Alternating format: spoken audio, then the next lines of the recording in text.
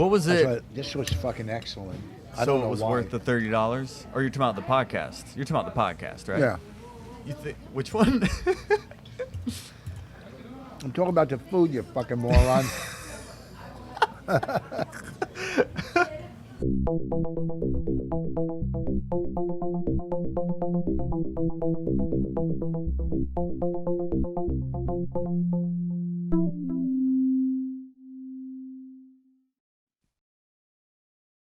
Hot breath.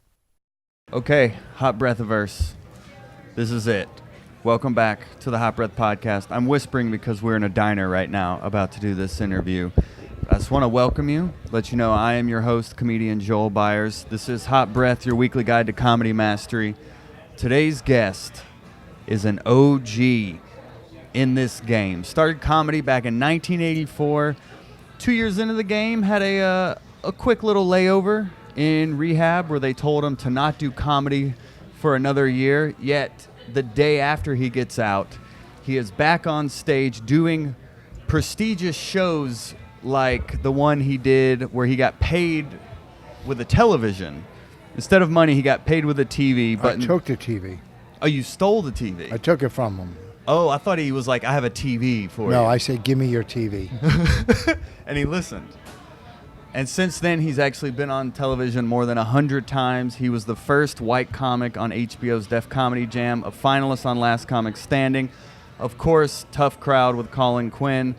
You know him from Opie and Anthony. You may not have known he's also written on several roasts. He's also been a writer on the Academy Awards. Twice. Twice? Whoa, because you wrote for Chris Rock, right? Twice, yeah. Wrote for Chris Rock twice.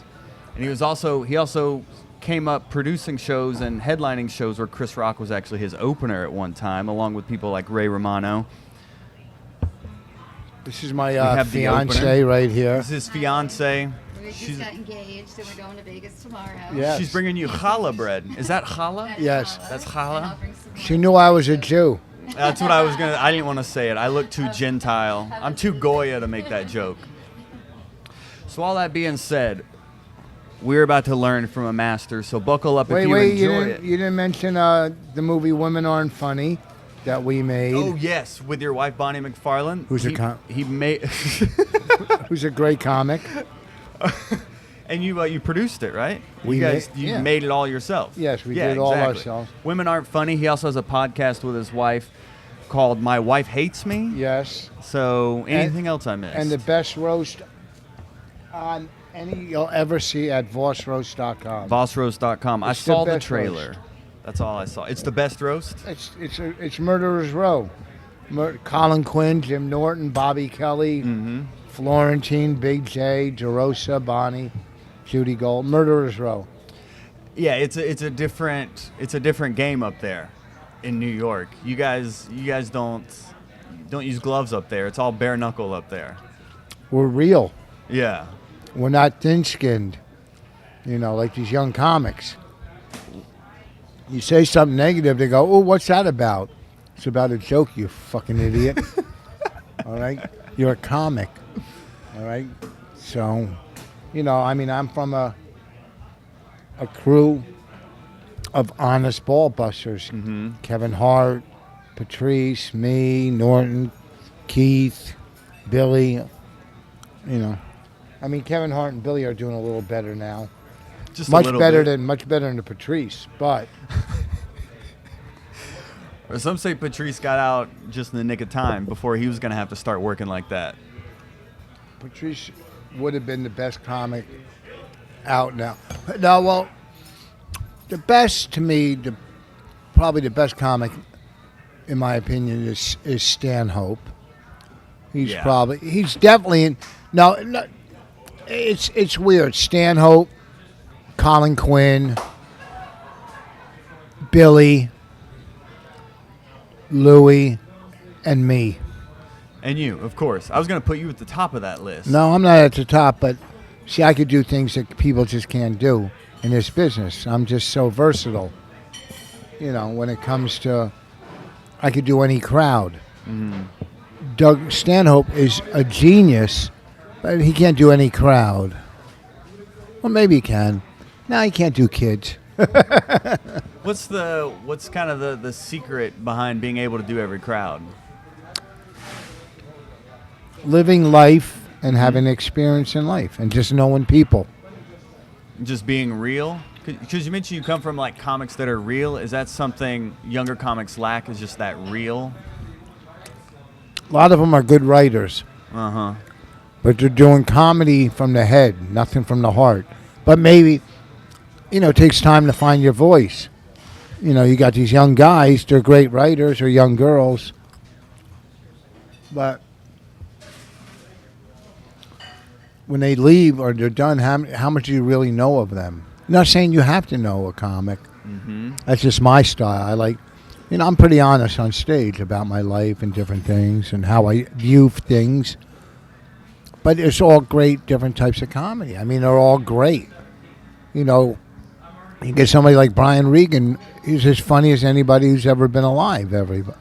And then you go to the other spectrum, you get someone like Stanhope, like I said, or Louis, and they're just as, And, you get Maria Bamford, who's as funny as anybody who's ever been alive. And then you get, just the opposite. But that... I mean, Maria's in her own, look at this. Maria's in her own category because she's so funny and so different. We're coming to see you. So out of her mind. Thank you. And I give you some Parmesan. Is there any? Let me get you a clean one or something on there. I'll be right back. Okay. She's, but did you bring me water? I did bring you water. Go fuck yourself. It's hot. It's special hot breath water, though. It's got our logo on it. Ours? You do this with other people? No, this is one-man band. Then why do you say ours? Because we're the Hot Breathiverse. The listeners and I. It's our collective community. How long have you been doing this fly-by-night podcast? Almost 4 years. No, really? Yep. Good for you. We're almost to 200 episodes. Wow. I'm going to put this on because I don't want to get sauce on my shirt. It can't get any uglier. The sauce would probably help it, actually. But this shirt is so fucking cool. But then again, look at you. You're a plain white guy. Right. You're very white. I am. You're very waspy. Are your parents, were they slave owners? Your grandparents? I'm from the trailer, actually. I look purebred, but I'm inbred. Oh, really? You don't come from a long line of bankers? Oh, this is spicy. No, I'm like white trash, but like non-recyclable white trash. This is $30-something. This is not a $30 something. I mean, it's free for me. Pasta? I mean, with shrimp and they say it's lobster. It's probably some kind of fucking, what do you call it? It flew at me. What do you call it? It's probably crayfish. But how long did it take you to find your voice? Because as you're chewing, I've heard you say you started out experimenting. You went like through a Stephen Wright phase where you're very deadpan. Then you went through a Robin Williams phase where you're very animated. So like through that process, how long did it take you to hone in and become Rich Voss? Not Rich. He's definitely not rich, but Rich Voss. Well, you don't know how rich I am. I'm doing rich pretty with well. Regrets. I don't know. I guess as I progressed and got more sober and got older and experienced more, I started, I'm still working on finding out, trying to be, I always try to get better and improve, and I want to be as honest as I can. But I also, look, if I do crowd work, I don't do it as much as I used to. That's not fun. It's just it's not finding your voice. It's just doing crowd work, which is as hard as any. Some comics can go, it's hard as everything. Yeah. To do good crowd work. Big J is great at crowd work. Oh my gosh, the master. Yes. No, he's not the master. I'm the fucking master, you fucking moron. I'll throw little jabs in No, there. you but did that on purpose. You just You lay really in wait think- and then just you- like hit like haymakers. You don't really just think jab. he's the master? He's great at it. No, he's really good. He's great at it. I but- interviewed Ian Bagg on here about it too. He's great. Yeah, and his system was like you just have a conversation with the people. Yes. You're not trying to set up a joke. No, you're having a conversation And with something people. will come out of it. Exactly. Yeah. So A he good broke crowd that. work guy will take everything in full circle and make it into a story almost. Mm-hmm. You know, Big J, Ian, Todd Barry's good. Mm-hmm. Yeah. This whole comic, Jimmy Brogan was good from L.A. And, you know, I was the best. And you're the best. Still the best. Still. Hey, but it's fun to hear, and I think that's good perspective for comics, is that over 30 years into this game, you're still like, I'm still trying to get better. I'm still constantly trying to learn. You and got to get progress. better. Or else you stagnate. Who the Yeah. fuck wants to do that? Then you're working in a cubicle. Mm-hmm. Yeah. You know, that's the one thing club owners, agents, managers cannot take from you is your creativity. So, And you've done it all. Like you've released 5 albums, and you've done it all yourself. Yeah. Like you've really kind of created your own success in many ways, right? yeah, I did all my own. I'm going to make a 6th album now, I think. But yeah, I do all myself. My wife and I. My wife's very fucking creative. She's one of the best writers in the business. One of the best comics in the business. Yep, agreed. Hands down. Just had a big article in the New York Times. Writes, directs. I mean, she's way more versatile than me. 100 times more. And we create a lot of our own projects, our own shows. We do shows in Moon Tower, Montreal, shows that we created. And no one's throwing anything at you in this business. Once in a blue moon, someone will get something here and there. A friend will help them, or a younger guy, or a very talented actor, comic. So you got a lot of competition, and you got to create your own stuff. Mm-hmm. So for younger comics, I think it's important. You talk about all the people you're surrounded by up in New York, and you surround yourself with talented By the people. best. Don't get caught up in an open mic around other people that are just there to just like hang out. But surround yourself with comics that really want to get better and that are better than you, right? Yeah. Okay. Because you even married like a super talented person to keep you. Yes, she'll tell me if my shit is bullshit. Mm-hmm. So you can't do that. One, wake up to what's going on in the world now. You know, I mean, it's good to do as many open. It's good to get on. I went to an open mic the other night. Get on stage whenever you can if you're a new comic. Get on. You're not too good for that place. You're not too good for any place. Get on. That's how you're going to get good.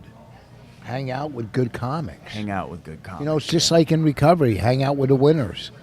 You're hanging out with somebody that's, has reservations, or these meetings suck, or this sucks. You're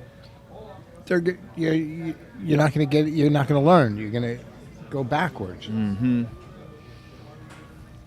Anything in life. Athletes try to play with better athletes, so they become.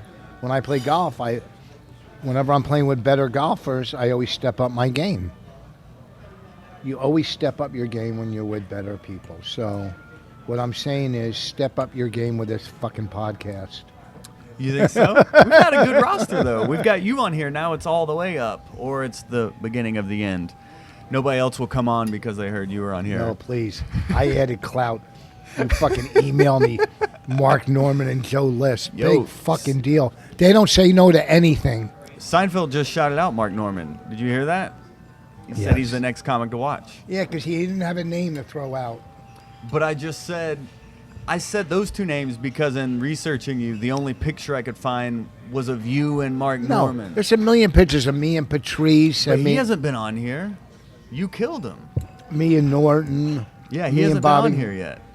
All of them will be on here except Patrice, but those are the ones that were on here and seemed to be most immediately connected to you in some way. So that's why I said their names. But however it worked, you're here. You get Florentine? I haven't yet. I've never met him or seen him here. Why don't you get Bobby Kelly when he works Marshall's room? He's here in August. Yeah, I'm gonna reach out to him. And you're going to go, Voss did it. I will actually. Well, you guys go way. I mean, you guys. Yes, we're doing a tour together. Exactly. So can I? You can say whatever you want I about can your tour. It's Oh, a I big was- tour. It's me, Bobby Kelly, Jim Florentine, and Ron Bennington. Creeps with Kids. Go to creepswithkids.com. Mm-hmm. We have already booked 16 theaters. And But it's funny you meant when you talk about younger comics. I've heard you say that you think a lot of them are just like arrogant now, Well, and they don't really. I don't know if they're arrogant. I don't know if it's arrogant. Well, yeah, what it is a lot of them don't know any history about comedy. They do no research. And there's not. It's a new day and age. Obviously, YouTube, Instagram, this and that. But there's comics that open up. Listen, my crew, not my crew, Colin, Tough Crowd, us guys on Tough Crowd, made it easier for certain comics to be as edgy as they are. Mm-hmm. We were edgy on TV, edgy. So comics, young kids used to watch that. And they look up to certain people, Patrice or Colin or Nick, Norton, some me. So, and I started comedy. I looked up to comics. I used to love watching the older comics because they were fucking great. It was a different, guys like Bob Newhart or Steve Landisberg. Mm-hmm. Just guys that comics now would have no idea who the fuck they are. And it's important also to watch and learn from comics. Like when you're in town, like there should be comics here that are studying. That's crazy. It's not packed with new comics. Whenever I work, or if Bobby's here, or any headliner, and there's no new comics watching, it's crazy. I used to go watch comics. Of course. Oh my God. If I wasn't on stage, I was in a club watching, like a headliner. How are you going to learn? Lunel said that's the biggest problem with young comics. This generation is they don't study, they don't watch. I cut you off. Where were you going with that? I'm sorry. I don't remember. No, I used to watch. I'm just saying. New comics.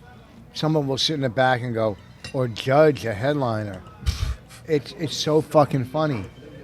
They have, just no clue.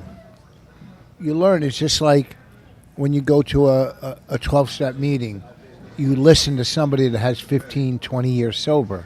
You listen to them because they're doing something right. Yep. And you 30 years in the game. What are 35. 35. I didn't want to age you. I don't care. I'm old. 60 plus. 62. I just turned 62. And I'm still fucking relevant. I mean, think about it. Yeah. I'm not bragging. I'm just saying.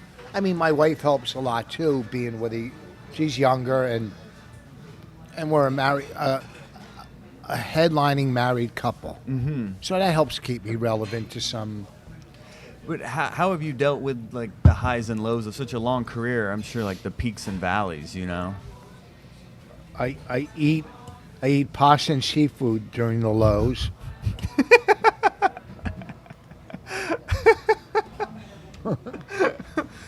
Which helps get me through. Especially when it's not on your tab. If you can have $30 pasta because it's not on your tab. It is on my tab. Because the people that are eating here are here because they're coming to see me. Uh-huh. So all the years of traveling and doing whatever pays for this fucking dinner. See what I'm saying? Yeah, you've earned it. I've earned it. Yeah. And it's a diner. But what other tips, as we can start landing this plane here, so you can enjoy this? Like I'm enjoying this. You are enjoying. Because I'm an this. asshole. And I sound so self-righteous and so fucking, I'm what do you call it? What's the word? I can't even think. I can't think of it. It'll come to me. Self-righteous? You No, said, and I'm pontificating. Pontificating. Sitting here. I'm not even trying to be funny because, I'm not a fucking. Why is this guy staring at us? I'm not a dancing monkey. Just talking comedy. But that's what people want to hear. Yeah. We have a live podcast now. That's what happens when you record in a diner. It's good food. What's maybe from all the times at the table and all the times you like at the cellar and all the times you guys would then go and play basketball till like How do you 6 know in all the this? morning? When you do this, what podcast did you listen to get this information? As soon as you agreed, I went headfirst into Rich Voss world and just absorbed everything. I do that with every interview. So It's good. when people listen to this, I want them to know if they listen to Hot Breath, they're going to get everything from this person. They're going to learn everything they need to know about him. It's like looking at so many comics have a podcast, so how can I do one that's going to stand out from all the others? Kill yourself on it. Ooh, that can be our 300th episode. If you're still alive, of course. You are in your 60s. But if you're still alive, we can do the 300th and do it together. But you go first. You really have gotten me thinking in like the comedy brain more of like just busting balls and always thinking more in terms of just comedy and not taking things so seriously. Because like you said, most comics they get the writing but not the heart. I was just having this conversation last night where I literally I was talking with another comic and it was the writing, but he's like, it's effective laughter, but they're like, it's not memorable laughter. No, you don't walk out knowing that person or their view. Not saying you have to know everybody because you don't, but I don't know. Listen. There's and this is not mine. This is Keith Robinson's theory, and it's a great theory. Okay. There's kids that went to school, and the kids that sat in the front of the bus were not as funny as the kids on the back of the bus. So there's front of the bus funny in comedy, and there's back of the bus funny. The back of the bus funny is fucking funny. But the front of the bus can be funny. Mm-hmm. You see what I'm saying? Mm-hmm. This is Keith's theory, not mine, Keith Robinson. Yeah. But it's a great theory because the front of the bus is like, there's comics that learn, they're like mathematicians and learn how to do comedy. Mm-hmm. And there's comics that are fucking comics. They're just comics. They didn't learn. They learned how to get better, this and that, but they didn't read a book on comedy. It's like, again, I'll bring it back to, like in rehab. You go to rehab, you have counselors there. You have counselors that went to school and learned and became a counselor with a degree. Or you have counselors that are ex-drug addicts that went through whatever to get a degree, but they're ex-drug addicts. The ex-drug addicts are the better counselors because they lived that same fucking life as you. So there's people that teach from the heart and there's people that teach from the head. You see what I'm saying? There's people that perform comedy from the heart and people that perform from the head. Not saying one's better than the others, one's different. They're just different. But myself, I'll always go with the back of the bus comic. That's just for me. I've been doing it from the head for 9 years. What advice do you have to start bringing the heart into it? Well, talk about your life. Talk about your passions. Look at writing good jokes, being a writer. There's so many great writers and, and there's great comics. Look at Jeselnik. He's a great writer. Mm-hmm. That's not real. It's not real, but it's great. It's funny. You know what I mean? Of course. He's doing an act. He's doing a character. It's fucking great. It's funny, but it's not Jeselnik. That's what I have the writing. I want people to come up afterwards and be like, that reminds me of this. Or I was thinking that. I want to hit those notes. Whatever's going on in your life or I don't know, or what you feel what's going on in politics or going on around the world, or just like what you feel, go there instead of what you can like. Or your opinion on things. Opinion, okay. I think it was crazy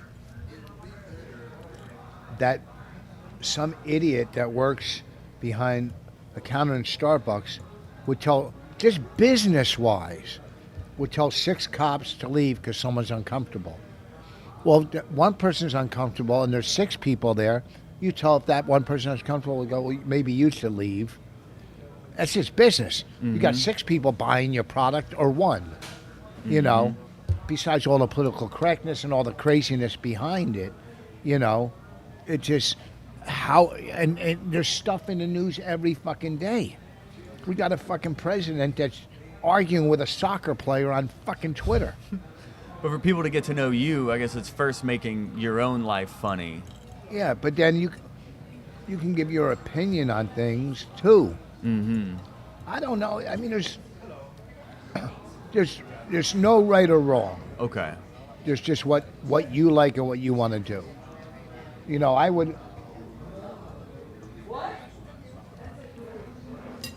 personally, and will at some point, would just love to go up and tell stories that happened in my life. I've already done enough comedy. You know, I mean, just funny stories. You know, like a Colin, or I think Theo Vaughn tells stories. You know, I heard a real funny one or a couple on radio. And I would like to move in that direction, you know. And, you know... That's cool to hear you 35 years in. You're like, I would like to try this now instead. Yeah, move in that direction. You're like, I'm funny, but I can always be funnier. No, but real stories. Like I tried to tell one tonight about when I had anxiety and went to the hospital. But I didn't have a punchline. I just brought it out just to get it out. And so, you know, I'll get it, work it, so I make it funny. Well, tell him you committed yourself from so much anxiety. I did. That's the story you told? Yeah, when I was here. Yeah. But yeah, I didn't have a good punch. I didn't have a punchline. I was just telling what it was like back in the day when you had anxiety. So, you know. What was it? This was fucking excellent. I So don't know it was why. worth the $30? Or you're talking about the podcast? You're talking about the podcast, right? Yeah. You think which one? I'm talking about the food, you fucking moron. So before we get out of here, How was Mark Norman? Was he going? oh, it was great. Yeah, he's done this twice. He's done I this like show Mark. twice. Mark does love comedy. Oh my gosh. He does like comedy. Oh yeah, for sure. And he puts in the work. For a robot, he likes comedy. In closing this, I like him. do you? I like his passion. Yeah, I do. I like his passion. that's why Seinfeld shouted him out, because he's like committed to the craft. Where was No, it's Seinfeld? because they're both the same fucking people. Well, That's why. when you guys are busting balls at Comedy Cellar, where's Seinfeld during all this? What is he He's doing? in L.A. shooting his TV show, He Seinfeld. all has the TV show going on. He wasn't even around New York at the time.